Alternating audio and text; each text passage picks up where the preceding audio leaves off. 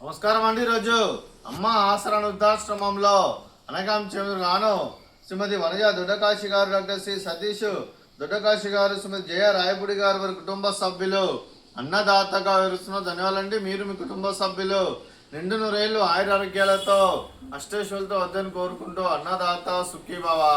అలాగే ఈరోజు సందర్భం ఏంటంటే మానవ సేవ మానస లక్ష్యంగా 65 మంది నిరాశ్రద్ధులకు ఆకలి తీర్చడానికి ఈరోజు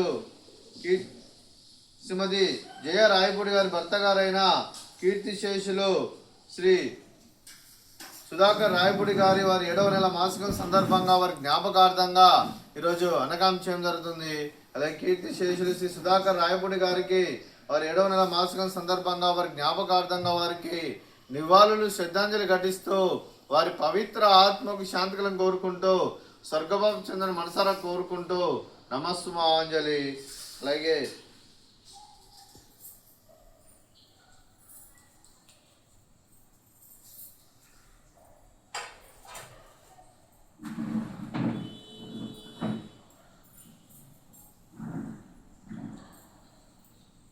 కీర్తిశేషులు శ్రీ సుధాకర్ రాయపూడి గారి వారి 7వ నెల మాసికం సందర్భంగా వారి జ్ఞాపకార్థంగా వారికి ఉదయం టిఫిన్తో నైవేద్యం సమర్పించడం జరిగింది. అలాగే వారి గురించి ఒక 2 మాటలు అండి.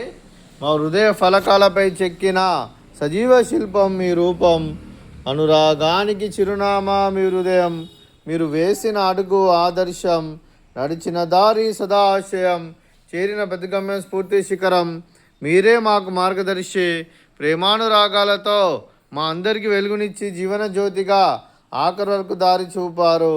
అలసి సొలసిపోయి విశ్రమించిన మీ పాదాలకు మా ఉదయపూర్వక నివాళులు అర్పిస్తూ మీ పవిత్ర ఆత్మకు శాంతికలం కోరుకుంటూ స్వర్గభావం చెందిన మనసారా కోరుకుంటూ నమస్సుమాంజలి. అలాగే మంచితనానికి మారు పేరుగా కల్మషమెరుగని మంచి మనసుతో ఆప్యాయత అనురాగాలతో ఎదుటివారి మొహంలో ఎల్లప్పుడూ చిరునవ్వులు పోయిస్తూ అందరి హృదయంలో నిలిచి మీరు భౌతికంగా మాండి దూరమైన మీ మధుర స్మృతులతో సదాపదిలంగా మీ పవిత్ర ఆత్మకు శాంతికలను కోరుకుంటూ స్వర్గభావం చెందిన మనసారా కోరుకుంటూ నమస్సుమాంజలి. అలాగే మీ కుటుంబ సభ్యులైన శ్రీమతి జయ రాయపూడి గారికి, అలాగే శ్రీ మురారి గారికి, శ్రీమతి సుష్మా గారికి, శ్రీ ప్రశాంత్ గారికి, శ్రీమతి మెహర్ నౌషి గారికి, అలాగే శ్రీమతి జయ రాయపూడి గారి మనమల్లకు మనమరాళ్ళకు మరి వారి కుటుంబ సభ్యులందరికీ, అలాగే శ్రీమతి వనజ దొడ్డకాశి గారికి, డాక్టర్ శ్రీ సతీష్ దొడ్డకాశి గారికి దీర్ఘాయుష్మాన్ భవ.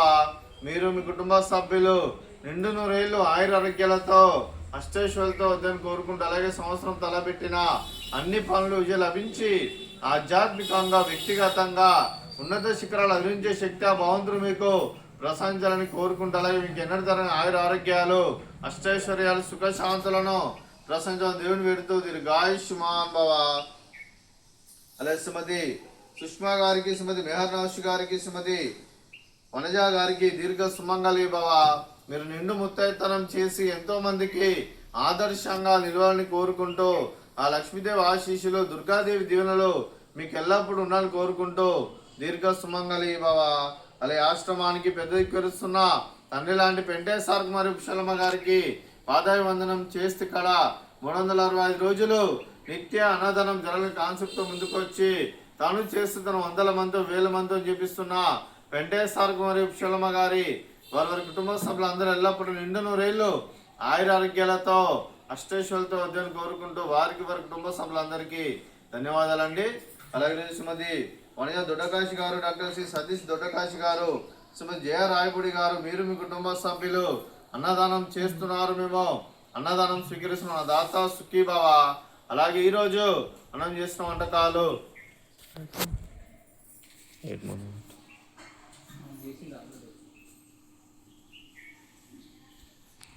ఫ్రూట్స్ బనానా, అలాగే స్వీట్ బాదుషా, అలాగే ఉదయం టిఫిన్ ఉప్మా, అలాగే మామిడికాయ చట్నీ.